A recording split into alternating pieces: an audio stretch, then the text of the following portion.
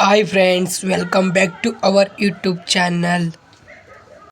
ಕಳೆದ ತರಗತಿಯಲ್ಲಿ ನಾವು ಸ್ಟ್ಯಾಟಿಸ್ಟಿಕ್ಸ್ ಸಂಖ್ಯಾಶಾಸ್ತ್ರದ ಮೊದಲನೇ ಚಾಪ್ಟರ್ ಆದ ಜನಜೀವನ ಸಂಖ್ಯಾಶಾಸ್ತ್ರ 2 ಜನಗಣತಿಯ ಲೆಕ್ಕಗಳನ್ನು ಮಾಡಿದ್ವಿ.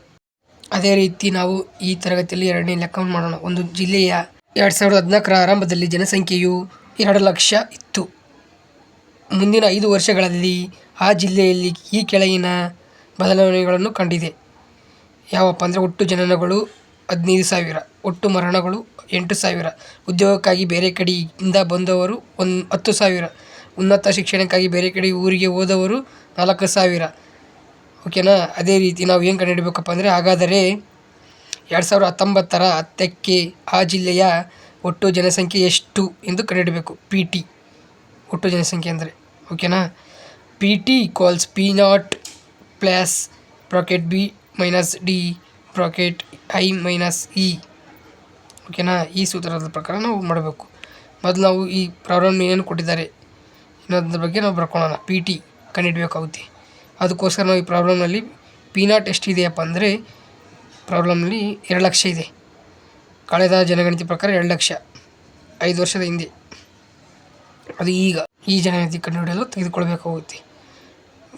ಬರ್ತ್ ಎಷ್ಟಾಗಿದೆಯಪ್ಪ ಅಂದರೆ, ಕಳೆದ ಜನಗಣತಿ ನಂತರ 15,000,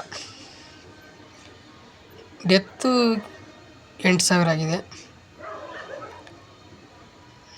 ಅದೇ ರೀತಿ ಮತ್ತು ನಾವು I ಅಂದ್ರೆ ಬೇರೆ ಕಡೆಯಿಂದ ಬಂದವರು, ವಿದ್ಯಾಭ್ಯಾಸಕ್ಕಾಗಿ ಇಲ್ಲಿ ಬಂದವರು ಎಷ್ಟಾದಾರಪ್ಪ ಅಂದರೆ 10,000 ಇದ್ದಾರೆ.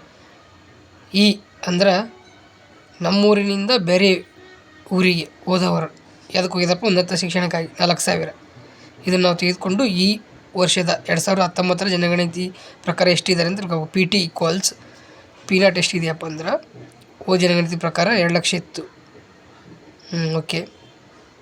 ಪ್ಲಸ್ ಬ್ರಾಕೆಟ್ ಬರ್ತ್ ಎಷ್ಟಾಗಿದೆಯಪ್ಪ ಅಂದರೆ, ಈ ನೆಕ್ಸ್ಟು 15,000 ಆಗಿದೆ. ಓಕೆ. ಡೆತ್ 8,000, ಮರಣ ಹೊಂದಿದ್ದಾರೆ. ಪ್ಲಸ್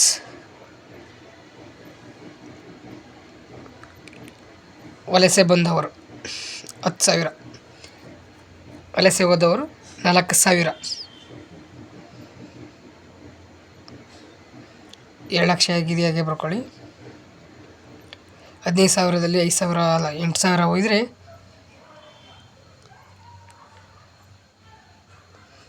15,000 ಮೈನಸ್ 8,000 7,000 ಬರ್ತೈತಿ. ಓಕೆ. ಟೋಟಲ್ 7,000 ಜನನ ಆಗಿದೆ ಅಂತ ಅರ್ಥ. ಎಕ್ಸ್ಟ್ರಾ ಜನಗಣತಿಕಿನ ವಲಸೆ ಬಂದವರು, ಇಲ್ಲಿ ವಲಸೆ ಹೋದವ್ರನ್ನ ಮೈನಸ್ ಮಾಡಿದರೆ 6,000 ಬರುತ್ತೆ. ಓಕೆ. 2 lakh plus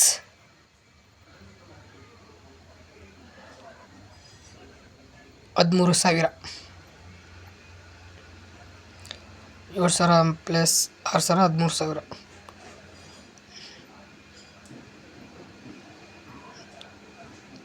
okay. ಜನಗಣತಿಗಿಂತ ಈ ಸರಿ 13,000 ಜನ ಎಕ್ಸ್ಟ್ರಾ ಆಗಿದ್ದಾರೆ ಆ ನಗರದಲ್ಲಿ.